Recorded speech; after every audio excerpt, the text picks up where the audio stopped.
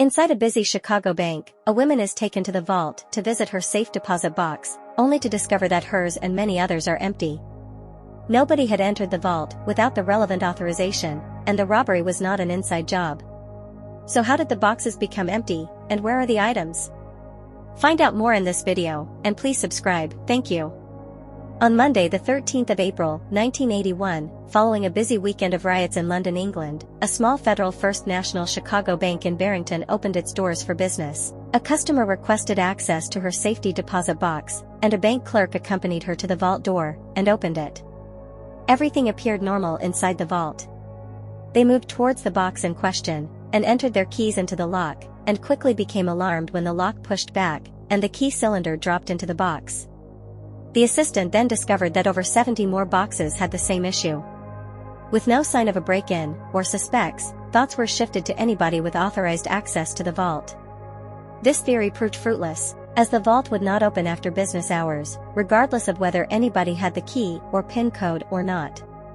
The boxes contained valuable items such as jewelry and cash, and required 2 keys to open any box. The owner of the box would possess one of these keys, and the other was held by the bank. In order to open the box, both keys must be turned simultaneously. When both keys were entered in this instance, and the cylinder rolled back into the box, it was clear that the box had been tampered with, or had become broken. Whoever did this, had meticulously planned the crime, and could have performed the robbery some time ago, making them even harder to catch. Management of the bank informed the police, who began to investigate. With the victim being associated with the federal bank, it quickly became an FBI investigation, and was calculated that more than $1 million of money and assets had been taken. At the crime scene, officials were baffled by the case, trying to determine how the robbers were able to get into the vault without overriding the vault, or physically breaking in, as there was no hole or mess or damage, and the vault door remained locked. When some evidence was located, it confused officials even more, by finding items such as a rusty alarm clock, a plastic bottle of urine, and the tools to break into a safe. The story made the news, and it was described as the perfect crime. It would transpire that the group of thieves police were looking for was actually one man, who was a hairdresser at a women's salon. The man's name was William Smarto. William was not just a hairdresser, but also a repeat bank robber, and this job was William's biggest haul. William would sometimes enlist the help of his brother Vincent to scope out wealthy targets, and Barrington became their most profitable mark. So, what's the backstory? Well, William and Vincent had previously entered the bank to rent a safety deposit box under a bogus name. William is described as smart and handsome, and had the silver tongue required to deceive people. Once they had secured a box, the brothers regularly visited the bank in a bid to familiarize themselves with the layout, and even befriended staff there. They looked out for behavioral patterns, break times, weaknesses, and engineered their plan from the data. Having gained trust and established rapports with staff, the brothers would sometimes have their IDs verified, and then be left alone in the vault together if they required privacy. This provided younger brother Vincent time to jabber with the attendant whilst William examined the vault more closely. William learned that no matter how much he and Vincent had managed to fool staff so far, they would still always be required to show their ID when entering the vault, striking out their first possibility of robbing the safety deposit boxes. The brothers would need to find another way, and for this, they would need tools inside the vault, which you would have thought to be impossible, right? Not for these brothers. Over staggered visits to the bank, William and Vincent brought in tools a handful at a time in order to avoid unnecessary attention. William cleverly informed the bank that he was a dealer of artifacts and precious paintings, and therefore would be bringing larger items to the vault for storage, yet still had a problem bringing in particularly large items.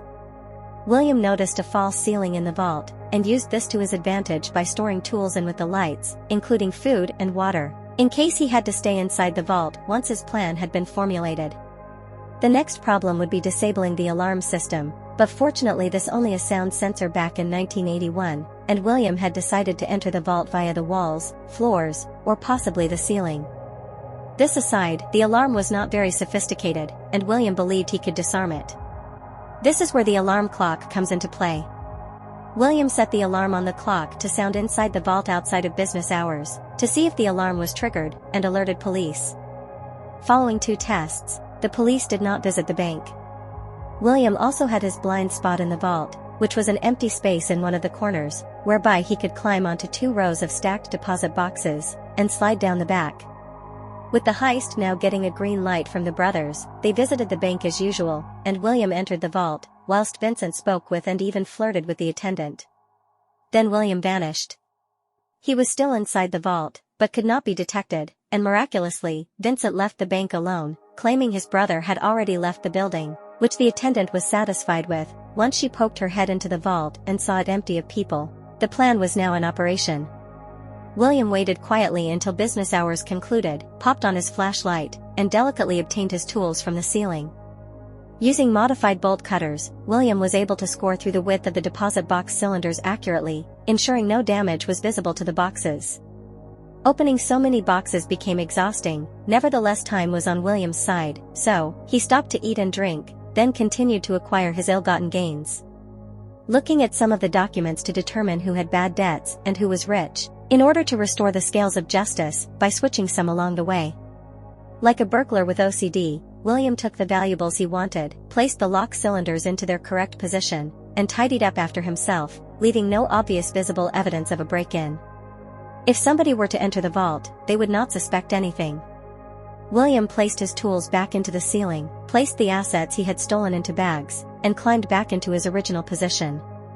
This was now a waiting game, and all he had to do was hold his nerve for a bit longer. When the bank reopened the next working day, an attendant entered the vault as usual, to check all was in order.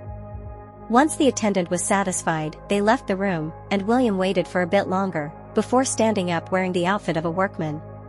The bank often had workmen inside the building, so it was not that uncommon, but was found to be believable, and strolled out of the bank with his criminal rewards without being searched, and was collected by his brother Vincent without being detected. Police and forensics searched every inch of the vault for fingerprints, but came away empty-handed. Upon their sweep of the vault, officials were still stumped by the alarm clock, but when they realized the sound alarm had been deactivated, pieces of the puzzle slowly started to form. The precise nature of this robbery suggested that the thieves must have rented a box in the vault. Investigations went in this direction, but 13 months passed, and nobody was any the wiser as to who these criminals were. For William and Vincent, they must have assumed that after all this time, they had gotten away with it. That, of course, was until a bank in another town of Chicago got robbed, and revealed similarities between this bank and the Barrington Bank that had been turned over by William and Vincent. In this incident, clients had entered the bathroom of the bank, and noticed fragments of its false ceiling coming apart, as if something was moving above them.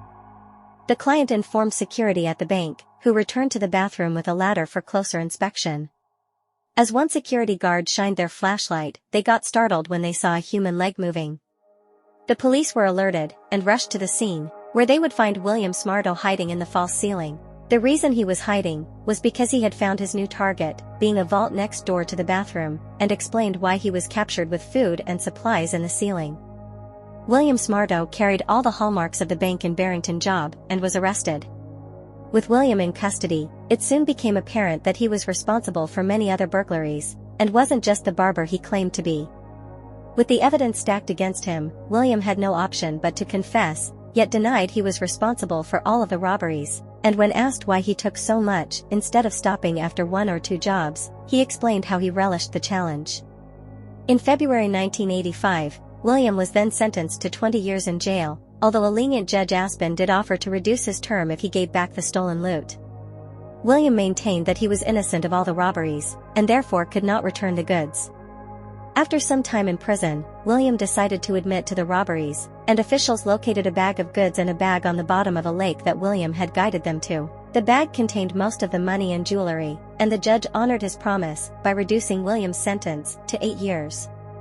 It is believed that $128,000 remains unaccounted for in 1981 money.